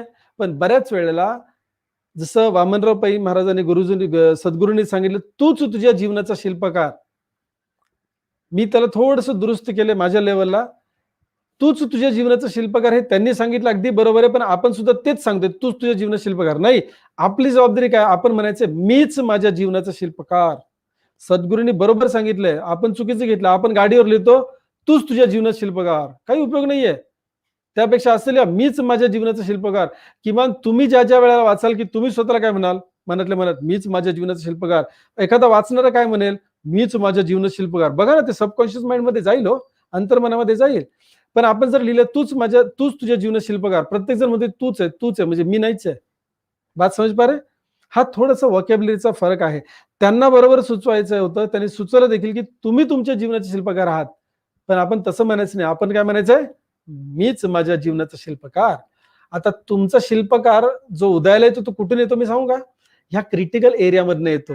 ही जी तुमची धारणा आहे ना, मान्यता, बिलीफ आहे ना, तीच तुमच्या जीवनाचा शिल्पकार आहे. मीच म्हणजे कोण? तर माझी बिलीफ सिस्टम, माझी मान्यता. एखादी व्यक्ती हिंदू संस्कृतीमध्ये वाढली किंवा ईसाई संस्कृतीमध्ये वाढली किंवा जैन संस्कृतीमध्ये वाढली वगैरे वगैरे, राईट. वेगवेगळे जाती धर्म मी काय सांगतोय, थोडं समजायला सोपं आहे म्हणून. समजून घ्या की 4 भावंड आहेत. हिंदी पिक्चर सारखं थोडं समजून घ्यायला काय हरकत आहे, राईट. 4 भावंड साधारण लहानपणीच जत्रेमध्ये विखुरले गेले, हरवले. एक जैन धर्मामध्ये जाऊन त्याचं संगोपन होतंय, दुसरं ईसाई धर्मामध्ये असेल, राईट, इस्लाम धर्मामध्ये असेल आणि हिंदू धर्मामध्ये, फॉर एक्झाम्पल 4 धर्मामध्ये गेली ही मंडळी. आता लक्षात घ्या, लहानपणापासून त्यांच्यावर जे संस्कार होत आहेत, म्हणजेच बालसंस्कार, जे 7-8 वर्षामध्ये जे त्यांच्या मेंदूपर्यंत पोहोचते अंतर्मनाच्या सहाय्यातून, ते काय आहे, वेगळं वेगळं आहे. शुद्ध बीजापोटी फळे रसाळ गोमटी, अगदी बरोबर आहे, पण ते बीज लावतोय कुठे हे फार महत्वाचं आहे. आता इथं हिंदू, मुस्लिम, सिख, ईसाई आपण म्हटलं 4 घरांमध्ये ही 4 बाळं एकाच घरातली वाढतायत, पण वेगवेगळ्या ठिकाणी वाढतायत. त्यांच्यावर होणारा संस्कार वेगळा झाला. मग हिंदू मध्ये बिलीफ वेगळी आहे, मान्यता वेगळी आहे, ईसाई मध्ये मान्यता वेगळी आहे, सिख लोकांची मान्यता वेगळी आहे, राईट. सो तूच तुझ्या जीवनात शिल्पकार म्हणजेच काय, मीच माझ्या जीवनात शिल्पकार. आणि मीच म्हणजे कोण, तर हा क्रिटिकल फॅक्टर, हा पडदा, तुमची बिलीफ सिस्टीम, तुमची मान्यता तुमच्या जीवनाचा शिल्पकार आहे. आज पैसे कमवण्यासाठी असेल, संसार करण्यासाठी असेल, आध्यात्मिक जीवनामध्ये उन्नती करण्यासाठी असेल, आड काय येतं माहितीये का, आपली मान्यता. अंथरून पाहून पाय पसरायचे म्हणजेच काय, छोटी स्वप्न बघा. मध्यमवर्गीय लोकांनी धंदा करायचा नाही, महाराष्ट्रीयन लोकांनी धंदा करायचा नाही, एका विशिष्ट समाज, ही काय बिलीफ सिस्टीम आहे. आणि ही बिलीफ सिस्टीम तयार कशी झाली, ही मान्यता धारणा तयार कशी झाली, त्याच्याकडे आपण जाऊया. लक्षात घ्या, तुमच्या सबकॉन्शियस माइंड म्हणजे तुमच्या अंतर्मनामध्ये जे काही पहिली 7-8 वर्ष आणि तिथून पुढे सुद्धा जो काही डेटा, म्हणजे जी काही माहिती, संवेदना गेली आहे, ती परमनंट होते. येस, परमनंट होते. कशी होते, परमनंट होते माय डिअर फ्रेंड्स. आणि एकदा अंतर्मनाने संस्कार तयार केला की तो मेंदूला कमांड देतो, मेंदू पूर्ण शरीराला कमांड देतो. आता बघा, पंचेंद्रियांच्या माध्यमातून संवेदना आतमध्ये आली, कॉन्शियस माइंड बाह्य मनामध्ये येते. जर बाह्य मनामधून ती सूचना आतमध्ये प्रवेश करायचं काम केलं तर मान्यता आपली आड येते. येस, काय आड येते, मान्यता. साध्या भाषेत संस्कृती म्हणजे आपली मान्यता आड येते. मान्यता तयार कशी झाली, जी काही माहिती अंतर्मनामध्ये पोहोचलेली आतापर्यंत, म्हणजे ह्या क्षणापर्यंत, त्याच्यामुळे मान्यता तयार झाली. क्रिटिकल एरिया किंवा फिल्टर, हा पडदा तयार झाला. परमेश्वरी कृपेने पहिले 7-8 वर्ष पडदा नसतो, सगळी माहिती आज जाते, तिथून पुढे पडदा निर्माण झालेला असतो. मग पडदा अडथळा ठरू शकतो. कसं ते बघूया. आता हा पडदा म्हणजे काय, तर अंतर्मनामध्ये ज्या समाविष्ट गोष्टी आहेत त्याचं प्रकटीकरण कुठे होतं, या क्रिटिकल एरियामध्ये होतं. ह्याला मी अनुक्रमणिका म्हणतो, इंडेक्स म्हणतो. म्हणजे जर एक 200 पानांचं पुस्तक असेल, तुम्ही बाजारपेठेमध्ये जाता, पुस्तकाच्या दुकानात जाता, तुम्हाला ते विकत घ्यायचंय, तुम्ही अख्खं पुस्तक वाचून मग विकत घेणार का, की बघूया कसं आहे ते पुस्तक, नाही, वाचायला मिळणार नाही, वाचू कोणी देणार नाही, शक्य नाहीये. मग तुम्ही काय करता, तिची अनुक्रमणिका बघता. अनुक्रमणिकेमध्ये जे काही चॅप्टर्स लिहिले असतील त्याच्यावरून तुम्ही अंदाज घेता की आतमध्ये काय असेल आणि तुम्ही निर्णय घेतला. तसंच अंतर्मन म्हणजे ते पुस्तकांमधले सगळे धडे आहेत, अंतर्मन म्हणजे ते अख्खं पुस्तक आहे. आणि अनुक्रमणिका म्हणजे तुमची बिलीफ सिस्टीम आहे, तुमची मान्यता आहे, इंडेक्स. सो तुमच्या अंतर्मनामध्ये एखादी चांगली गोष्ट पाठवायची असली तर पहिलं कुठून पास होणार, index, critical area, factor, filter, पडदा, मान्यता मधून जावं लागतं. आणि मान्यता कशातून तयार झाली आहे, पुस्तकाचा गाभा जो आहे ना, म्हणजेच अंतर्मनामध्ये ऑलरेडी जे संस्कार उचलेत त्याच्यातून मान्यता तयार होते. जर समजा आपल्या मान्यतेने, म्हणजे काही लोक वजन कमी करतात परत वजन वाढतं, वजन कमी करतात परत वजन वाढतं, आणि मग ते म्हणतात मला माहिती आहे कितीही प्रयत्न केला तरी होणार नाही. ही काय बिलीफ आहे, मान्यता आहे. कशामुळे झाली, आतमध्ये निगेटिव्ह संस्कार आहे. म्हणजे आम्हाला बाह्य जीवनातून जे मिळवायचं आहे ना, कधी कधी त्याच्या विरुद्धचा प्रोग्राम ऑलरेडी आपल्या सबकॉन्शियस माइंड मध्ये असतो. त्यामुळे आपल्या जीवनामध्ये यशस्वी होताना बराच स्ट्रगल असतो. जर तुम्ही तुमच्या जीवनामध्ये, आता मी म्हणत नाही की मानसिक किंवा मनोशारीरिक व्याधीच तुम्हाला असतील म्हणून समजून घ्यायचे, आपल्या जीवनामध्ये यशस्वी होण्यासाठी खूप खडतर प्रवास आहे, खूप स्ट्रगल करावं लागते, आपल्याला खूप संघर्ष आहे. तर समजून घ्या, तुम्हाला बाह्य जगामधून ज्या गोष्टी अपेक्षित आहेत त्या तुमच्या आतमध्ये त्याचा प्रोग्राम म्हणजे त्याचा संस्कार उपलब्ध नाहीये. कॉन्फ्लिक्ट निर्माण होते, विरोधाभास निर्माण, तुम्हाला जे हवं आहे ते तुमच्या आतमध्ये नाही. म्हणजे आंब्याचं फळ हवंय आपल्याला, पण त्या आंब्याचं बीज आपल्या आतमध्ये नाही. आपल्याला चिक्कू पाहिजे बाहेरून, पण त्याचं बीज आपल्याकडे नाहीये चिक्कूचं. मोसंबी पाहिजे, पण मोसंबीचं बी नाहीये आपल्याकडे. बात समजो, गहराई से. आता आपण काय करतो, की बाहेरून स्ट्रगल संघर्ष करतो मिळवण्यासाठी, पण त्याचं बीज आतमध्ये असावं लागतं आणि ते बीज म्हणजे आहे अंतर्मन. आता जर बाह्यमनाने सूचना आतमध्ये पाठवली, परंतु जर ते तुमच्या मान्यतेने जर रिजेक्ट केली, तर ती सूचना अंतर्मनाला जात नाही आणि आपण परिवर्तनाकडे जाण्याचं थांबतो. थांबतो. मी जात नाही असं म्हणत नाही, थांबतो. करेक्ट आहे. कारण नकारात्मक बोलायचं नाही आपल्याला. आता लक्षात घ्या, ही सूचना जर अंतर्मनामध्ये पाठवली, तर ती तत्काळ कुठे जाते माहिती आहे का? मेंदूकडे जाते. तत्काळ मेंदूकडे जाते. मी ह्याच्यापेक्षा सुद्धा फास्ट मेंदूकडे जाते आणि मेंदूच्या माध्यमातून ती सूचना बॉडीकडे पाठवली जाते आणि शरीर आपलं रिफ्लेक्ट करतं, शरीर आपलं रिस्पॉन्स करतं, प्रतिसाद देतं. जर समजा एखादी सूचना अंतर्मनामध्ये गेलीच नाही, तर आपली स्थिती कशी होते? कळतंय पण वळत नाही. म्हणजे मला समजतंय सगळं, पण माझ्याकडनं ते होत नाहीये. बघा मी काय म्हणतोय. मला समजतंय, पण माझ्याकडनं ते घडत नाहीये. म्हणजेच काय? लॉजिकली बाह्य मनामध्ये आपल्याला माहिती आहे, की हे करायला पाहिजे, असंच व्हायला पाहिजे, लवकर उठलं पाहिजे. कुणाला माहिती नाही? कुणाला माहिती नाही पहाटे लवकर उठलं पाहिजे, ब्रह्ममुहूर्ताला उठलं पाहिजे, व्यायाम केला पाहिजे, योग धारणा असेल, प्राणायाम असेल, सुदर्शन क्रिया असेल, सूर्यनमस्कार हे कुणाला माहिती नाहीये. होत का नाहीये? कारण त्याचा बिलीफ सिस्टम त्याला सपोर्ट करत नाही. म्हणजेच काय? त्याच्या अंतर्मनाचा जो संस्कार आहे, तो पोषक नाहीये. लक्षात आलं का? आता समजून घ्या, तुम्हाला तुमच्या जीवनामध्ये जे काही चांगलं पाहिजे, त्याचा संस्कार कुठे गेला पाहिजे? अंतर्मनामध्ये गेला पाहिजे. मग अंतर्मनावर जाण्यासाठी काय आड येते? तुमचीच मान्यता, तुमचीच धारणा, तुमची बिलीफ सिस्टीम आड येते. मग ही बिलीफ सिस्टीम जर बाजूला केली, ही बिलीफ सिस्टीम जर बाजूला केली, तर अल्फा स्टेट निर्माण होते लक्षात घ्या. मी काय सांगते समजून घ्या. जर हा क्रिटिकल फॅक्टर की हा जो पडदा आहे ना, बिलीफ सिस्टीमचा जो पडदा आहे, मान्यते धारणेचा जो पडदा आहे, हा जर बाजूला केला, जसं सकाळी चहा तुम्ही गाळला असेल, गाळणीच्या माध्यमातून तो चहा ओतताना गाळण धरली. समजा गाळण काढली तर काय होईल? सगळं काही कपामध्ये जाईल. जर तुम्हाला सूचना अंतर्मनामध्ये पाठवायच्या असतील, तर क्रिटिकल एरियाला म्हणजेच या बिलीफ सिस्टमला आपण म्हणू या बहिर्मनाला, बाह्य मनाला थोडंसं शांत केलं पाहिजे. समजण्यासाठी तो शब्द वापरतोय. खरा शब्द आहे critical area, critical factor, filter, पडदा समजण्यासाठी राईट. हा पडदा बाजूला केला तर सगळ्या सूचना आतमध्ये जातील सबकॉन्शियस माइंडकडे आणि त्या आपल्या शरीराच्या माध्यमातून आपल्याला रिझल्ट सुद्धा देतील. मग ह्यालाच म्हणतात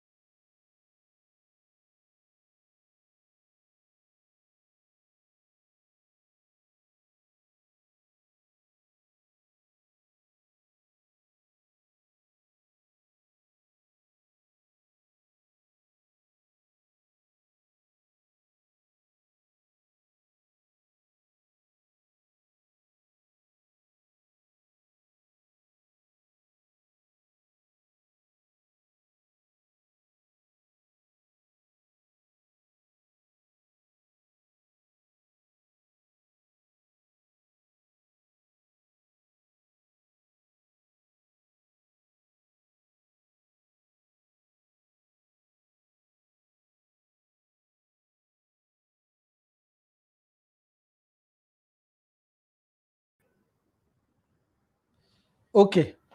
काही टेक्निकल कारणामुळे डिस्कनेक्ट झालं होतं. सो आपण लाईव्ह परत आहोत. दिलगिरीबद्दल क्षमस्व. मी पीपीटी ऑन करतो, एकच मिनिट. सो बेसिकली आपण अंतर्मनाबद्दल बोलत होतो. डिस्कनेक्ट झालं होतं. ओके. नाव लक्षात घ्या, छोटा भाऊ आणि मोठा भाऊ, अंतर्मन आणि बाह्यमन या गोष्टी आपण बघितल्या.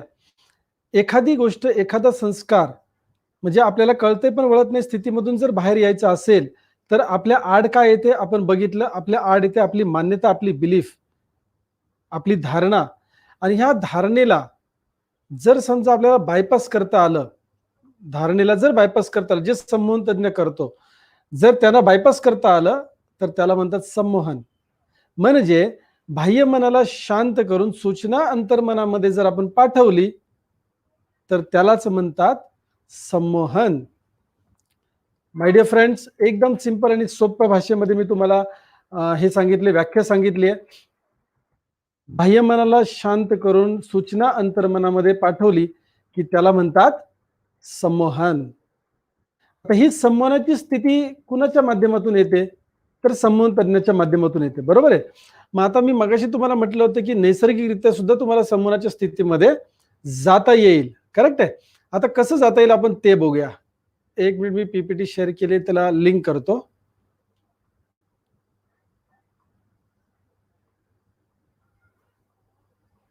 ओके.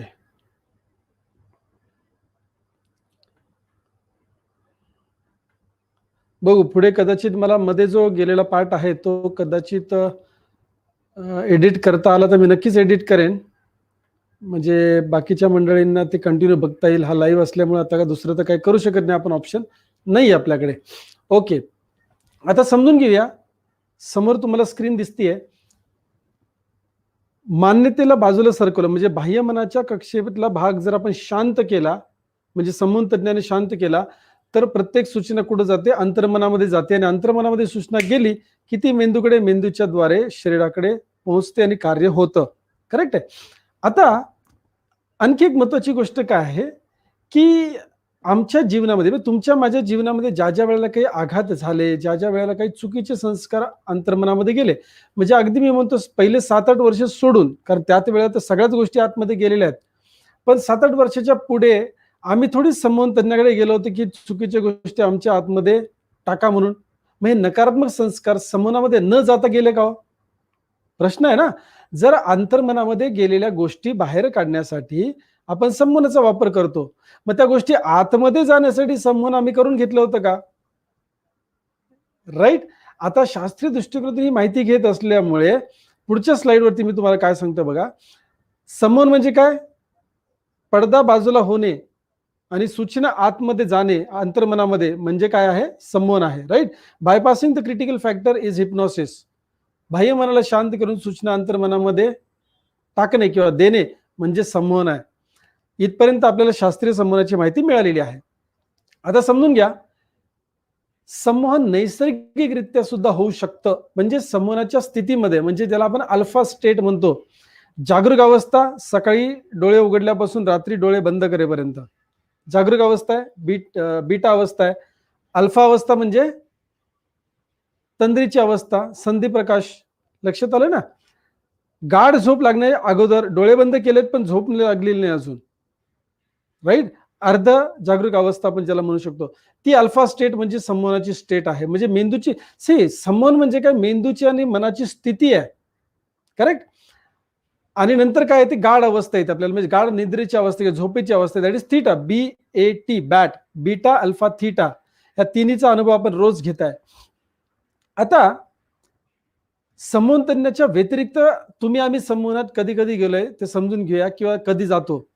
हाय इंटेन्स इमोशन, ज्या वेळेला भावना अगदी तीव्र स्वरूपाच्या होतात त्या वेळेला तुम्ही संमोहनामध्ये जाता. तुम्ही म्हणजे कोणी, त्या व्यक्तीला वेड नसावं, तो व्यक्ती झोपेत नसावा, तो व्यक्ती बेहोश म्हणजे बेशुद्ध नसावा, तो व्यक्ती कोमामध्ये नसावा. ज्या वेळेला एखादी व्यक्ती तीव्र भावनिक असते त्यावेळेला संमोहनाची स्थिती निर्माण होते.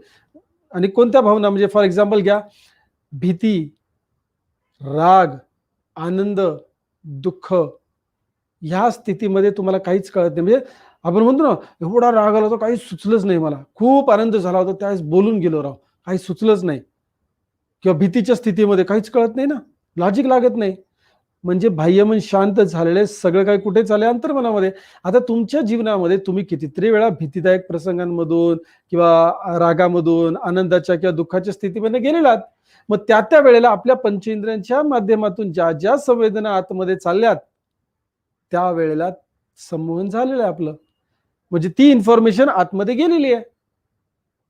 सो हिप्नोसिसची स्टेट अशा वेळेला निर्माण होते. दुसरी गोष्ट, ज्या वेळेला तुम्ही खूप एकाग्रतेने एखाद्या कामामध्ये व्यस्त असता, एकाग्रतेने म्हणजे फोकस्ड असता, जसं की वाचन करताना, टीव्हीचे सिरियल्स बघताना, एखादा सिनेमा बघताना, ड्रायव्हिंग करताना, योगा करताना, ध्यान करताना, ज्या वेळेला मनाची एकाग्रता वाढलेली असते किंवा मन एकाच ठिकाणी एकाग्र झालेलं असतं, त्यावेळेला संमोहनाची स्थिती निर्माण झाली. म्हणजेच काय, अल्फा स्टेट निर्माण झाली. अल्फा स्टेट म्हणजे पडदा बाजूला गेलाय. आता जे काही पंचेंद्रियाच्या माध्यमातून चाललंय ते कुठं चाललंय? अंतर्मनामध्ये चाललेलं आहे. झालं हो संमोहन, टेक्निकली झालं संमोहन. सो तुम्हाला संमोहन तज्ञाची सुद्धा गरज नाही संमोहनाची स्थिती निर्माण करून घेताना. काल रात्री झोपाई जाताना तुम्ही संमोहनात होतात, आज सकाळी तुम्ही उठलात त्यावेळेला तुम्ही संमोहनामध्ये होता. 2 वेळेला नैसर्गिकरित्या संमोहनाची स्थिती येते. म्हणजे इमोशन्स बाजूला ठेवल्या किंवा एकाग्रता बाजूला ठेवली, या वेळेला संमोहनाची स्थिती निर्माण होतेच. म्हणजे जसं की शॉक असेल, गोंधळलेली स्थिती असेल, ही संमोहनाची स्थिती असते. संमोहनाची स्थिती म्हणजे काय, पंचेंद्रियाच्या माध्यमातून येणारी संवेदना अंतर्मनामध्ये गेली, झालं संमोहन. आणि एकदा अंतर्मनात गेले की तुम्हाला माहिती आहे, मेंदूच्या माध्यमातून शरीरावरती त्याचा परिणाम पाहायला मिळतोच.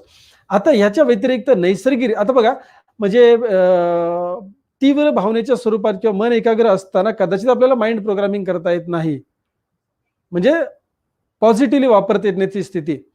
मग दररोज रात्री ज्या वेळेला आपण डोळे झाकतो झोपण्यासाठी आणि झोपी जातो, म्हणून आपण झोप लागते म्हणतो, त्या दरम्यान जी अल्फा स्टेट येते ना, ती संमोहनाची स्थिती वापरण्यासारखी गोष्ट आहे. ही स्थिती आपल्याला वापरायची आहे. दुसरी गोष्ट, दररोज सकाळी उठण्याच्या अगोदरची एक स्थिती असते, म्हणजे निद्रेची अवस्था असते, गाढ निद्रेची अवस्था, त्यानंतर हलकी अवस्था असते आणि मग जागरूक अवस्था असते. रात्री झोपी जाताना उलटा असता हा क्रम. सो सकाळी उठण्याच्या आसपासची अवस्था असते संमोहनाची, पण ती आपल्याला पकडता येत नाही का, ती आपल्याला वापरता येत नाही. कारण आपण झोपेने उठलो की जागरूक अवस्थेमध्ये, सो ती स्थिती आपल्याला वापरता येत नाही संमोहनाची. पण रात्री झोपी जात असतानाची स्थिती अल्फा स्टेट किंवा हिप्नॉसिसची स्टेट तुम्ही वापरू शकता. तुमच्या, म्हणजे तुम्हाला संमोहन तज्ञाची सुद्धा गरज नाही. कित्येक संमोहन तज्ञ ही गोष्ट सांगणार नाहीत, कारण तुम्ही संमोहन तज्ञाकडे गेलं पाहिजे, भरपूर पैसे खर्च केले पाहिजेत. म्हणजे तुम्ही माझ्याकडे आलात तरी हरकत नाही, मी सुद्धा भरपूर चार्जेस घेणार तुमच्याकडनं काउन्सिलिंगचे, तुम्हाला हिप्नोथेरपी देण्याचे. पण मी म्हणतोय, जर निसर्गाने, परमेश्वराने ती स्थिती तुम्हाला दररोज संध्याकाळी दिली आहे, मग त्याचा वापर का करू नये? आज आपल्याला कोरोनाच्या पिरियडमध्ये, मागच्या दुसऱ्या लाटेमध्ये कळलं की ऑक्सिजनचं काय महत्व आहे, ज्यावेळेला लोक ऑक्सिजन विना जायला लागले, बरोबर आहे. सो तसं ऑलरेडी आपल्याकडे संमोहनाची स्थिती निर्माण होतीये, मग ती स्थिती आपण का वापरू नये? वापरू शकतो, राईट. सो आपण जाणीवपूर्वक आपल्या अंतर्मनाचे संस्कार जसे आपल्या वयाच्या पहिल्या 7 वर्षांमध्ये झाले, तसे आपण आपल्यावरती करू शकतो नैसर्गिकरित्या. येस, तुम्हाला तुमच्या सबकॉन्शियस माइंडचा प्रोग्राम बदलायचा आहे. कसा बदलू शकता? एक तर तुम्ही स्वतः संमोहन शिकू शकता, तुम्ही स्वसंमोहनाची प्रॅक्टिस करू शकता. त्याच्या माध्यमातून तुम्ही तुमचं मन प्रोग्राम, रिप्रोग्राम किंवा तुमच्या मनामधला एखादा प्रोग्राम डिलीट करू शकता. म्हणजे तुमच्या अंतर्मनामध्ये आत्तापर्यंत, लहानपणापासून आत्तापर्यंत ज्या चुकीच्या गोष्टी गेलेल्या आहेत, म्हणजे अगदी व्हायरस म्हणायला हरकत नाही, कारण व्हायरसचं महत्व आपल्याला कळलंय. तुझं आतमध्ये आलेला व्हायरस, म्हणजे आपल्याला त्रास देणारी गोष्ट अंतर्मनामध्ये गेली, मग तो विचार असेल, भावना असतील, घटना असतील, जे काही सायकोलॉजिकल आणि सायकोसोमॅटिक डिसऑर्डर म्हणतोय मी, ह्या तुम्हाला प्रोग्राम, रिप्रोग्राम किंवा डिलीट करता येतील, काढून टाकता येतील संमोहनाच्या माध्यमातून. त्यासाठी तुम्हाला स्वसंमोहन शिकायला काहीच हरकत नाही. बघा, कशासाठी आपण संमोहनाचा वापर करू शकतो? तुम्ही तुमच्या अंतर्मनाचे संस्कार करण्यासाठी, म्हणजे रिसंस्कारिंग म्हणेल मी, पुनर्संस्कार करण्यासाठी संमोहनाचा वापर करू शकता. जसं की fear, phobia, stress, anxiety, depression, relaxation, immunity, success, studying, याच्यात काही पॉझिटिव्ह गोष्टी आहेत त्या वाढवू शकता, ज्या निगेटिव्ह गोष्टी त्या कमी करू शकता. Will power, focus, bad habits, concentration, weight loss, sleep disorder, OCD, addiction, pain control, healing process, blood pressure, spiritual आणि हेल्दी लाईफस्टाईल जगण्यासाठी तुम्ही संमोनाचा वापर करू शकता. साध्या भाषेत भीती, काळजी, टेन्शन, निराशा, अस्वस्थपणा, एकलकोंडेपणा, हट्टीपणा, स्वभावाचे दोष, मानसिक विकार, मनोशारीरिक विकार ह्या व्याधी कमी करण्यासाठी, वजन कमी करण्यासाठी, मनाची एकाग्रता वाढवण्यासाठी, राईट, मनोबल, मनोधैर्य, आत्मविश्वास, सबाधितपणा, संभाषण कौशल्य विकसित करण्यासाठी तुम्ही संमोनाचा वापर करू शकता. कल्पनाशक्तीचा विकास करण्यासाठी, मनाची एकाग्रता वाढवण्यासाठी, स्मरणशक्तीचा विकास करण्यासाठी, स्पोर्ट्समध्ये वापर करू शकता, अभ्यासामध्ये वापर करू शकता, बिझनेसमध्ये वापर करू शकता, नोकरीमध्ये वापर करू शकता. जिथे जिथे तुम्ही मन वापरता तिथे संमोनाचा वापर करू शकता. येस, संमोनाचा वापर होऊ शकतो. कसा वापर करायचा आहे? संमोहन तज्ञाकडे जाण्याची आवश्यकता नाहीये किंवा तुम्हाला ट्रेनिंग घ्यायची गरज नाहीये. तुमच्यासाठी गुड न्यूज आहे आज माझ्याकडनं. बघा, कुठल्याही गोष्टीचा फायदा करून घ्यायचा असेल, आपल्याला आपल्या आतमध्ये परिवर्तन घडवायचं असेल तर ट्रेनिंग घ्यावं लागतं, वर्कशॉप अटेंड करायला लागतं, राईट. इथे माझ्याकडे मी तुम्हाला आता एक अशी योजना सांगतोय की ज्याच्यामध्ये तुम्हाला कुठलंही प्रशिक्षण घ्यायची गरज नाही, कुठली कार्यशाळा करायची गरज नाही, कुठला सेमिनार नाही, प्रॅक्टिस करायची नाहीये, कुठल्याही प्रकारची कौशल्य नको, no skills, nothing to learn, काही शिकायची गरज नाहीये. फक्त काय करायचंय, तुम्हाला माझे ऑडिओज ऐकायचे. कधी? रात्री झोपी जात असतानाचे जे 15 ते 20 मिनिटं जी नैसर्गिक संमोनाची स्थिती येते, जिथे माझी सुद्धा गरज नाही तुम्हाला, म्हणजे मी तुम्हाला संमोनामध्ये घेऊन जाईन किंवा कुठलाही हिप्नोथेरपिस्ट, संमोहन तज्ञ तुम्हाला संमोनामध्ये घेऊन जाईल, मग सजेशन देणार, राईट. पण इथे तुम्हाला त्याची गरज नाही, कारण नैसर्गिकरित्या तुम्ही संमोनाच्या स्थितीमध्ये जाता. राहिलं काय? सूचना. त्या सूचना मी तुम्हाला रेकॉर्डेड ऑडिओज देणार आहे. माझ्या युट्यूबच्या चॅनलवरती सुद्धा बरेचसे ऑडिओज आहेत फ्री मधले, ते तुम्ही वापरू शकता. डेफिनेटली कुठल्याही युट्यूबरचे ऑडिओज वापरायचे नाही, जो संमोहन तज्ञ त्याचेच ऑडिओज वापरायचे. मी म्हणत नाही फक्त माझेच वापरा, पण युट्यूबवर जे संमोहन तज्ञ आहेत त्यांचे ऑडिओज वापरू शकता तुम्ही. युट्यूबरचे नाही, की त्यांनी कुठेतरी माहिती गोळा केलेली असते, त्यांचे व्ह्यूज वाढवण्यासाठी त्यांनी त्या माहिती अपलोड केलेली असते, ते वापरायची गरज नाहीये, वापरू नये असं मी सांगेन तुम्हाला. आता नैसर्गिक अल्फाची स्टेट म्हणजेच हिप्नोसिसची स्टेट जी येते आपल्याला, ती दररोज रात्री झोपी जात असताना येतेच.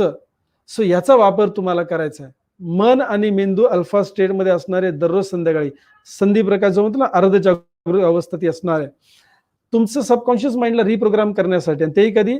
तुम्ही झोपी जात असताना. So reprogram your subconscious mind when you sleep, यासाठी मी तुम्हाला 21 व्हिडिओज देणार आहे. जे पहिल्या स्लाइड मध्ये तुम्ही वाचलं होतं 21 डेज स्लीप चॅलेंज कोर्स, त्याला स्लीप चॅलेंज कोर्स म्हटलंय, कारण याला तुम्हाला वेगळा वेळ द्यायची गरज नाही, वेगळी ऊर्जा खर्च करायची गरज नाहीये, तुम्हाला स्वतःला काही प्रॅक्टिस करायची गरज नाही. तुम्ही असं म्हणूच शकत नाही की माझ्याकडे वेळ नाहीये. बऱ्याच वेळेला आपण उद्योगधंद्यामध्ये मरणे के लिए फुर्सत नाहीये, मरायला सुद्धा वेळ नाही, विष खायला सुद्धा वेळ नाहीये, असं म्हटलं जातं ना. तसं इथे तुम्ही रोज रात्री झोपताच ना, मग संमोनाची अवस्था रोज रात्री येते, त्याचा वापर करायचा. फक्त काय करायचंय, 21 व्हिडिओज मी तुम्हाला देणार आहे. 20, 30, 35 मिनिटाचे दररोजचे व्हिडिओज आहेत, वेगवेगळे आहेत. ते तुम्हाला मी माझ्या वन स्टारच्या ऍप्लिकेशन मध्ये देणार आहे. गुगल प्ले स्टोर मधून तुम्ही हे ऍप्लिकेशन डाउनलोड करा. वन स्टार, ONESTAR, त्याच्या खाली लिहिलेलं असेल विवेक रणवरे सिस्टम्स. ते गुगल प्ले स्टोर वरनं डाउनलोड करा. त्याच्यामध्ये फ्री मटेरियल सुद्धा तुम्हाला बरंचसं आहे, त्याचा वापर तुम्हाला करता येईल. त्याच्यानंतर हे जे 21 व्हिडिओ आहेत, साधारण तुम्हाला 500 पेक्षा जास्त मिनिटांचं ऑडिओ रेकॉर्डिंग माझ्याकडनं मिळणार आहे अल्फा स्टेटमध्ये प्रोग्रामिंग करण्यासाठी. त्याला सुंदरसं असं डेल्टा आणि बायनरल म्युझिक सुद्धा आहे, जेणेकरून तुम्हाला लवकरच पण झोप येणार आणि संमोनाची स्थिती निर्माण होणार. आणि मी जो ऑडिओ तुमच्या अंतर्मनामध्ये पाठवायचं म्हणतोय, किंवा तुम्हाला जे बदल करायचे, तुम्हाला जे परिवर्तन घडवायचंय, त्यासाठी हे ऑडिओज तुम्हाला ऐकायचे. काय करायचंय, आपण लहानपणी जसं आजी आजोबांच्या गोष्टी ऐकत ऐकत झोपी जात होतो, म्हणजे काय, पापणी बंद केली तरी म्हणजे संमोनाची स्थिती आहे, राईट. तसं तुम्हाला काय करायचंय, रात्री झोपी जाण्या अगोदर मोबाईल उघडायचा, ऍप्लिकेशन मध्ये जायचं, व्हिडिओ ऑन करायचा, कानामध्ये इयरफोन टाकायचा, ऑन करायचं ऑडिओ आणि डोळे बंद करायचे. एवढंच काम आहे. म्हणून मी मागच्या स्लाइडवर म्हटलं ना तुम्हाला, no training, no workshop, no seminar, no practice, no skills, no learning, काही शिकायची गरज नाहीये. फक्त ऐकायचंय, राईट. फक्त ऐकायचंय.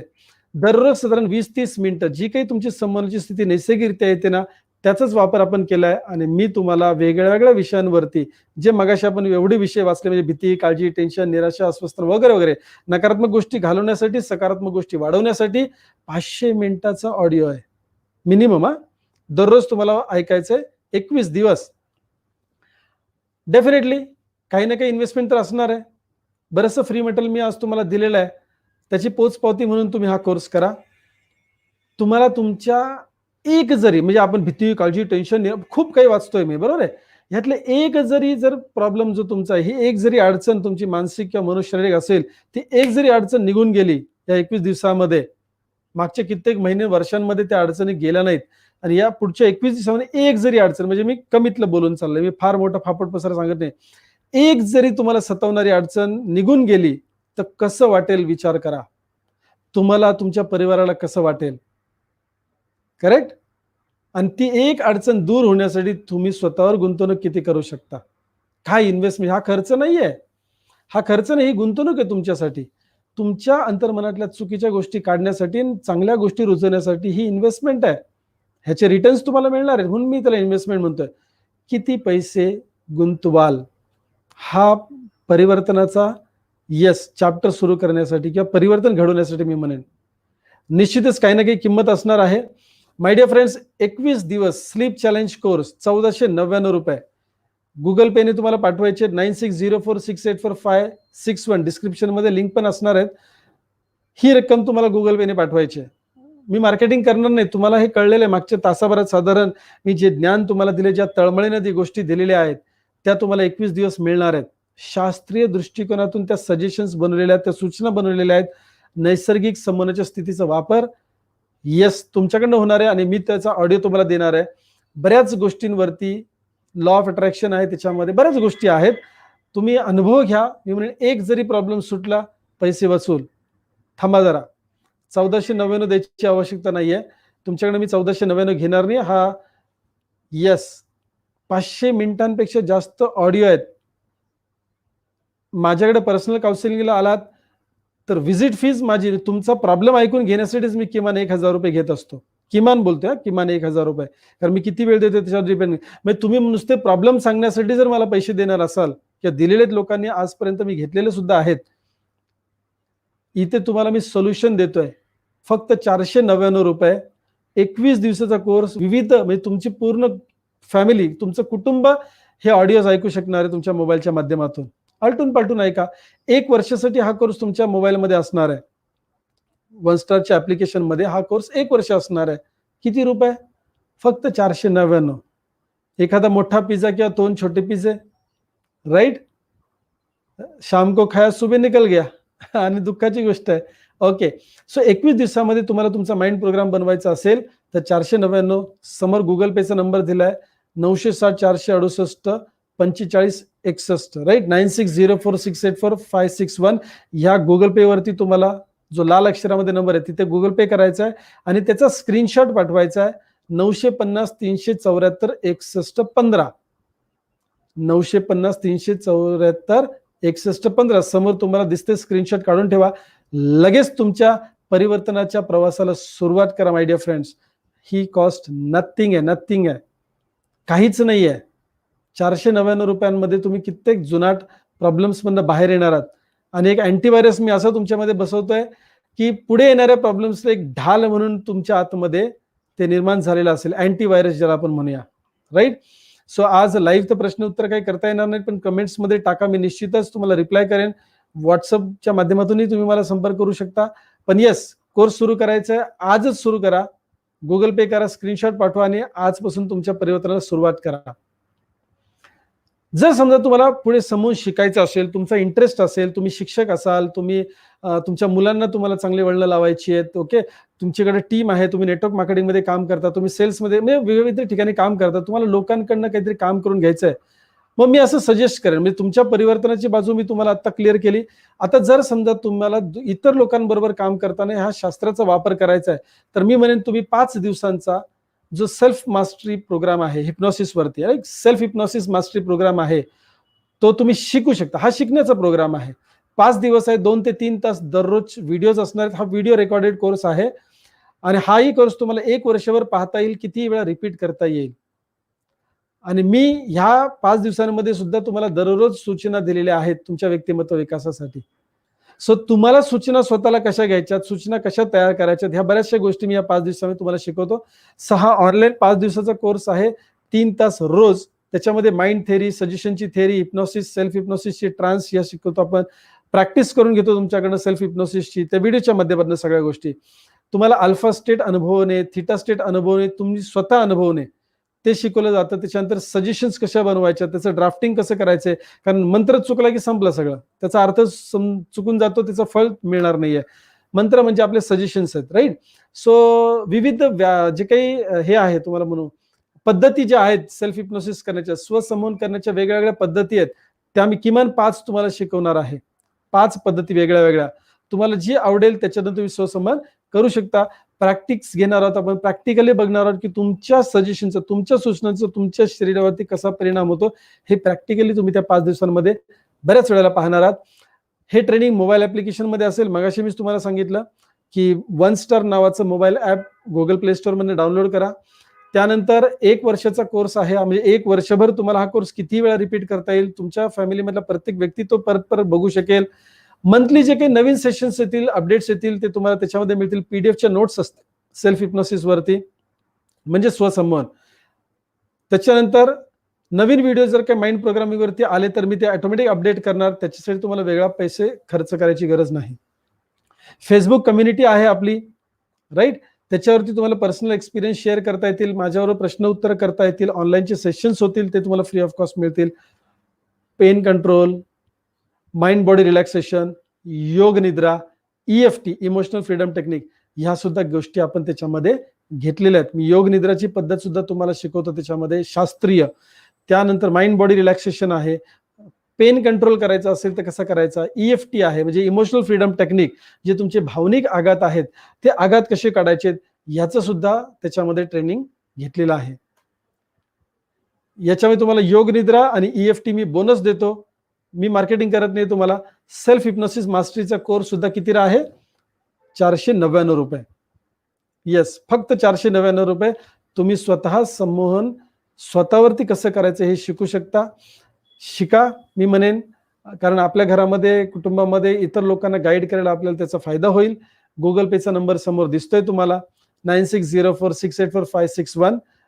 21 दिवस जो कोर्स आहे त्याची फीस वेगळी आहे 499, आणि स्वसंमोहनाची कोर्सची फीस वेगळी आहे 499, राईट. सध्या हे दोन्ही कोर्सेस हिंदीमध्ये आहेत. आणि बऱ्याच मराठी लोकांना असा ब्लॉक असतो, मेंटल ब्लॉक असतो की सर हिंदीचा मला फायदा होईल का, हिंदी मला समजेल का. मग माझा साधा सिंपल प्रश्न असतो त्यांना, तुम्ही हिंदी सिरियल बघता का, हिंदी सिनेमा बघता का, हिंदी सिनेमा तुम्हाला कळतो का, हिंदी सिनेमामधला जॉनी लिव्हरचा जोक तुम्हाला कळतो का, तुम्ही हसता का, हिंदी सिनेमा पाहिल्यावर तुम्हाला रडायला येतं का किंवा दुःख वाटतं का, फील होतो ना, मग याचा सुद्धा तुम्हाला परिणाम चांगलाच होणार आहे. सो स्वसंमोहन असेल किंवा 21 दिवसाचा कोर्स असेल, हा हिंदीमध्ये असला तरी फरक पडत नाही का, कारण तुमच्या अंतर्मनामध्ये ऑलरेडी हिंदीचा डेटा, माहितीचं गोष्टी आहेत. हिंदी सिनेमा बघितला, हिंदी सिरियल्स बघितल्यात, हिंदी बातम्या बघितल्यात, मग तुम्हाला हा कोर्स फायद्याचा आहे. सो नथिंग टू वरी. दोन्ही कोर्सचे मिळून 998 रुपये होतात. ते ट्रान्सफर करा, त्याच्यामध्ये डिस्काउंट वगैरे काही नाही. कारण मला माहिती आहे मी जे मटेरियल तुम्हाला देतोय हे एवढ्या कमी किमतीमध्ये कुठेही मिळणार नाही.